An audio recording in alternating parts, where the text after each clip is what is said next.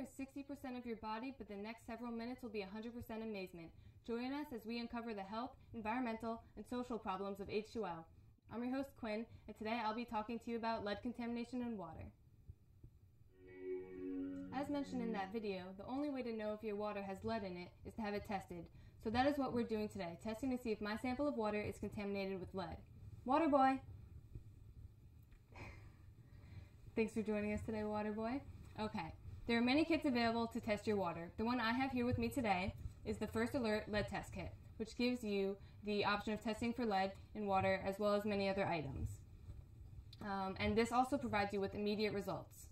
Another option is to get a kit which you send away and then you get the results about a week later. However, those are a little bit more expensive because they usually require a lab fee. Okay. So if you could just open this, Water Boy, while I get our water sample out. Okay, perfect. So in the kit, there are 2 cotton swabs, an instruction manual, a test tube, and a vial of indicator solution. So the first step, so let's just get all those laid out for everyone to see. Okay, so that's the test tube. And then the vial of indicator solution and the 2 cotton swabs. Okay, so the first step will be to open the vial of indicator solution. Perfect. And we're just going to dip the cotton swab in there. And just while we're doing this, I'll let you know that it's best to do this in a semi-well ventilated area if possible because this stuff kind of stinks. Okay. So our next step will be putting the swab into our sample of water. I'm doing this in this cylinder, but instead of doing the test tube, but it would probably be easier to use the test tube at home because I doubt you guys have cylinders just lying around at home.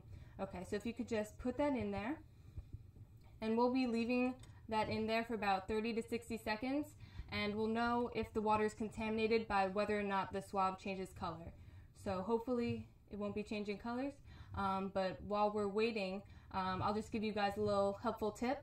A good way to get the most bang for your buck out of these kits, because there is a lot of indicator solution, is to cut these in half, so you'll have 4 swabs then, and then you can test other things around your house. So I know you may be tempted to use regular Q-tips that you have just lying around at home, but these come from the package, so they're more sterile, which means that your results will probably be more accurate. Okay, so I think that's just been under a minute. Let's see what it looks like.